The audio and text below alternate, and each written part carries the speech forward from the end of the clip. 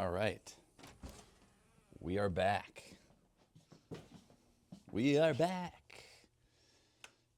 Am I drinking a coffee at 7 o'clock at night? Yes, I am. That's kind of how I operate.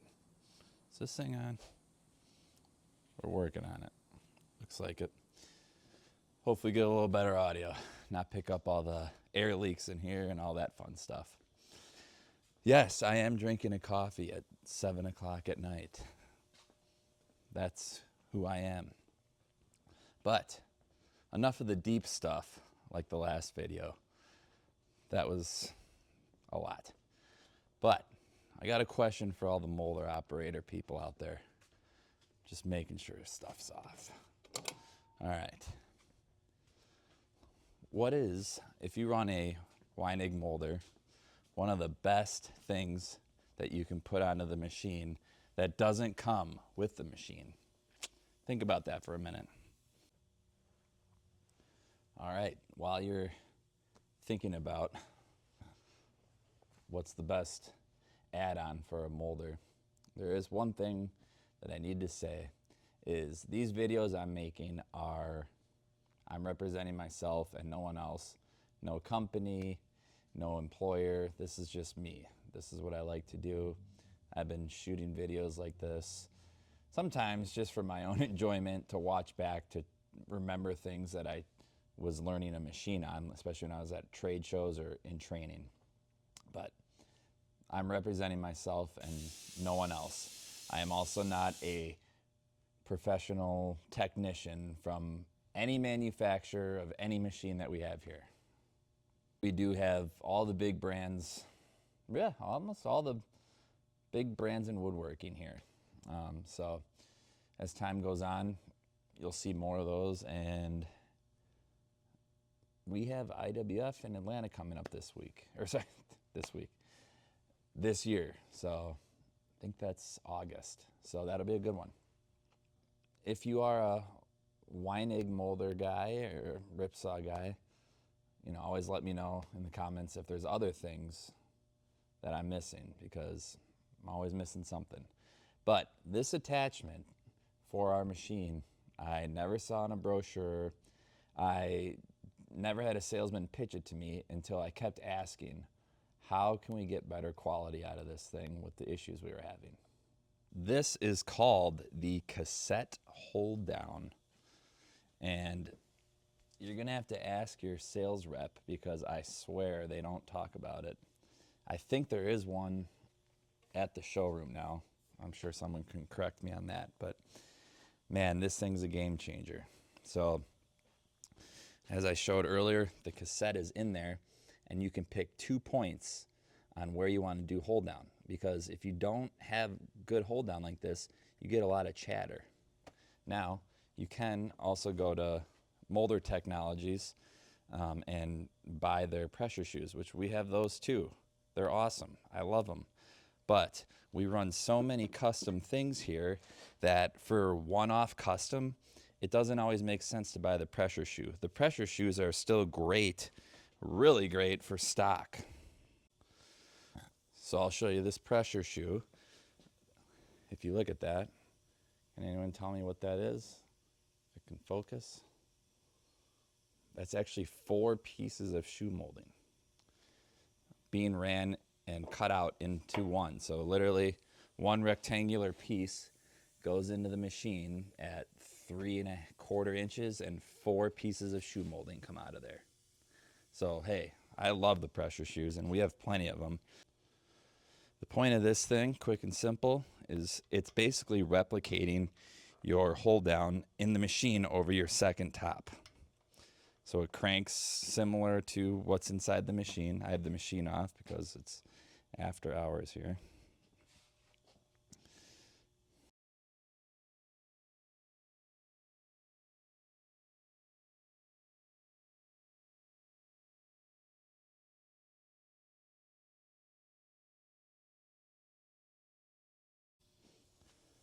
So that is what it looks like outside of the machine.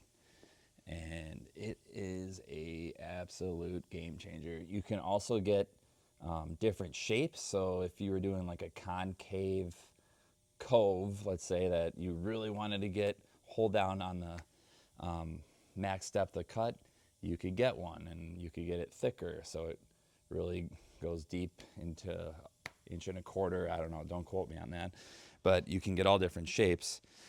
We don't really do that. We got the stock sizes and 3 or 4 depths, and that really does well. So if you look, there's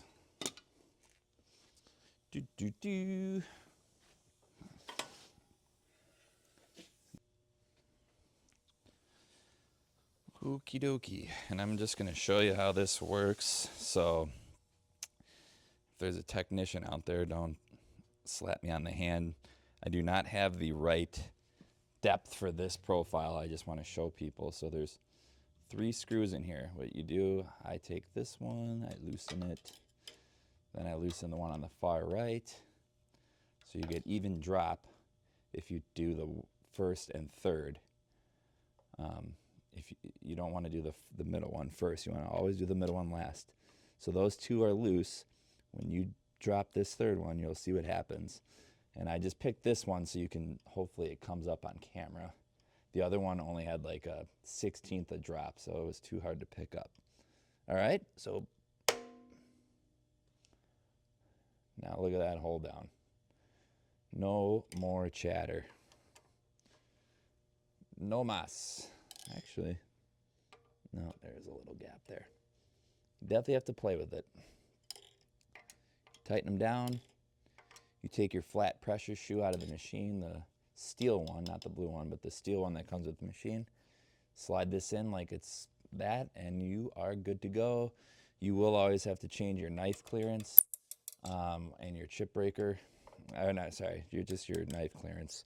So you'll have to slide this typically to the left more because it really gets close to the profile, to the wood, and it holds it down further to the right more than the standard hold down that comes with the machine. So why am I still at work at 7? Well, that's not rare. It's a little less rare, but I had a few people sick today, and that's how it goes. So nice long day. But why am I also here? Well, I'm making sure we got extra amount of work ready because I'm taking a little vacay. As most business owners or family businesses, whatever, both. I guess I'm kind of on brand with family businesses. I never took vacation, or very rarely. And I still feel guilty, and I still get punished when I come back from vacation. You know, when you're a manager and you go on vacation, you know the feeling when you come back. It's just how it is, but I'm trying to take vacation. We're going to be heading up to the in-laws lake house and snowmobiling.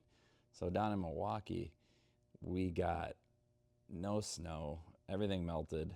It's like 45 degrees, but up in the UP, we're going to get 8 to 10 inches of snow.